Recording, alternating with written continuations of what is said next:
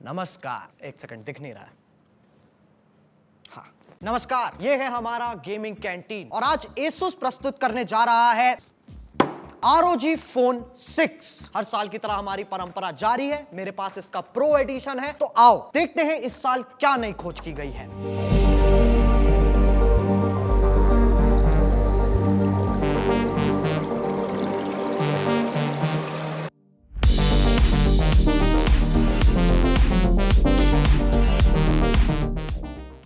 तो ROG Phone 6 Pro का design पिछले साल के अल्टीमेट जैसा है और जो नॉर्मल ROG Phone 6 है उसमें चमकता हुआ RGB लोगो है। प्रो में तुम देख सकते हो इसके पीछे ये PM OLED डिस्प्ले है जिसपे मैसेज आने पे WhatsApp का आइकन आ जाता है, वगैरह वगैरह नोटिफिकेशन आ जाते हैं, स्नैपचैट का, इंस्टाग्राम का आइकन आ जाता है, या फिर अगर कोई तुम्हें कॉल कर रहा है तो उसका आइकन बना हुआ आ जाता है। बाकी तुम अपने हिसाब से इसे कस्टमाइज भी कर सकते हो। लिखने को तुम राजा लिख दो, बादशाह लिख दो, जो तुम्हारा मूड करे वो लिख दो यार। अब आ जाते हैं इसके प्रोसेसर पे, जो है Qualcomm Snapdragon 8+ Gen 1, जो पिछले जनरेशन के ROG फोन से ओवरऑल 50% ज्यादा ताकतवर है। तो जो नॉर्मल ROG Phone 6 है उसमें 12GB रैम है और 256GB स्टोरेज है, और जो ये प्रो एडिशन है इसमें 18GB रैम है और 512GB स्टोरेज है। तो पिछले साल घोड़े भाग रहे थे और इस साल घोड़े स्टीरॉइड्स पे भाग रहे हैं। इस पे तुम वो कर सकते हो जो बहुत गेमर्स का सपना रह चुका है, मतलब मोबाइल गेमर्स का सपना रह चुका है, वो ये है कि तुम इस पे गेंशिन इंपैक्ट बिल्कुल हाईएस्ट सेटिंग पे खेल सकते हो और कोई फ्रेम ड्रॉप नहीं होगा। 60 का 59 हो जाएगा, लेकिन सही बताऊं इतना तो तुम नोटिस भी नहीं करोगे। तेज होने के साथ साथ ये पिछले जनरेशन के Qualcomm प्रोसेसर से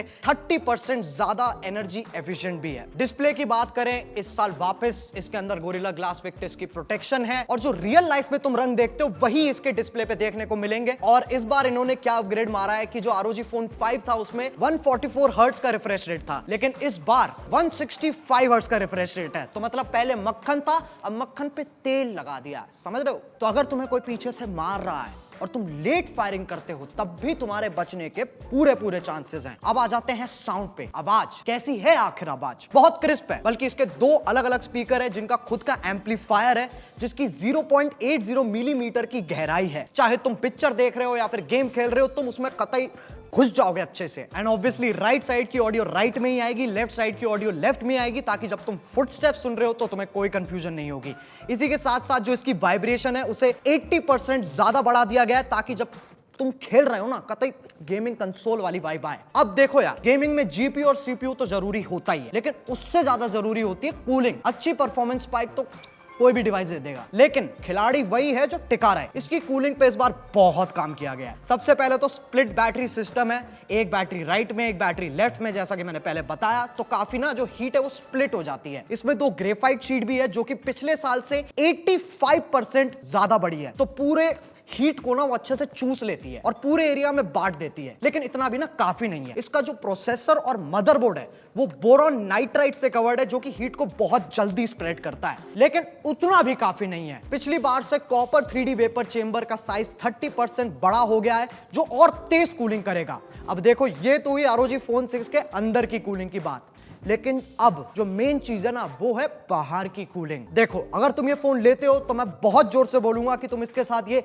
एरो कूलर लो, क्योंकि ये लाएगा असली क्रांति। ये दुनिया का सबसे पहला वायरलेस कूलर है। इसके 3 मोड्स है। सबसे पहला आता है नॉर्मल, जो कि सिर्फ हवा फेंकता है, फिर आता है फ्रॉस्टी मोड जो कि फोन को खुद कूल करेगा, और फिर आता है फ्रोजन। जब तुम चार्जिंग केबल को प्लग करोगे तभी तुम इस मोड को इनेबल कर सकते हो, जिससे ये और पावर के साथ डिवाइस को कूल करेगा। मैं गेंशिन इंपैक्ट खेल रहा था और कूलर लगाते ही फोन का टेम्परेचर 10 डिग्री गिर गया। एरो कूलर में 4 बटन भी लगे हैं। एडजस्ट करने में मुझे 1-2 घंटा लगा था, लेकिन उसके बाद बिल्कुल ऐसे हाथ कंट्रोलर की तरह बैठ गया है। तुम अपनी 8 उंगलियां एक साथ इकट्ठे गेम में इस्तेमाल कर सकते हो। क्या ये चीटिंग है?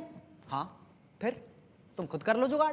पिछले साल की तरह इस बार भी एयर ट्रिगर्स का फीचर है, लेकिन उनमें नई हरकतें आई हैं, जैसे कि इनबिल्ट जायरोस्कोप। अगर कोई भी गेम है जिसके अंदर जायरोस्कोप तुम्हें चाहिए और वो सपोर्टेड नहीं है, तो तुम एयर ट्रिगर्स में जाके जायरोस्कोप इनेबल कर सकते हो। फिर जैसे ही मैं R1 होल्ड करूंगा, मैं जायरो का इस्तेमाल कर सकता हूं। दूसरा है शूटिंग असिस्ट। देखो, पहले ही बता रहा हूं, बहुत लोग तुम्हें हैकर बोल सकते हैं, क्योंकि ये फंक्शन बेसिकली ट्रिगर होते ही स्क्रीन को हल्का सा ना स्लाइड करता रहता है। तो बेसिकली तुम्हारे जो गन का रिकॉइल है वो या तो थोड़ा सा कम होगा या तो बिल्कुल ही खत्म हो जाएगा। अब मैंने BGMI में टेस्ट किया था इसको, उसमें सही बताऊं तो इतना इफेक्ट नहीं है, बट COD में AK-47 का रिकॉइल बिल्कुल खत्म हो जाता है। ये देखो, ये है नॉर्मल फायरिंग और फिर अब ये है शूटिंग असिस्ट के साथ। अब तुम खुद देख सकते हो लिटरली ऊपर जा ही नहीं रहा है। हमने इसका AnTuTu बेंचमार्क भी किया है जिसमें ये 99% यूजर्स को बीट कर चुका है। बाकी देखो इस फोन को मैं अभी और रगड़ने वाला हूं। जब भी Asus का कोई नया फोन आता है ना, मैं हमेशा 2 महीने तक तो खेलता ही रह जाता हूं, लेकिन फिर काम भी जरूरी है। ऐसा नहीं कि पूरे दिन बैठ के बस खेलते ही रहो, लेकिन जब खेलो किसी चीज की कमी नहीं होनी चाहिए। अगर तुम्हारी भी यही मेंटालिटी है तो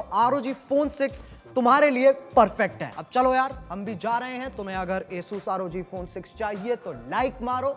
इसी के साथ कोई मैगी वैगी बना दो यार, बहुत भूख लग रही है। खत्म करें, कैंटीन में कुछ रखा पीछे।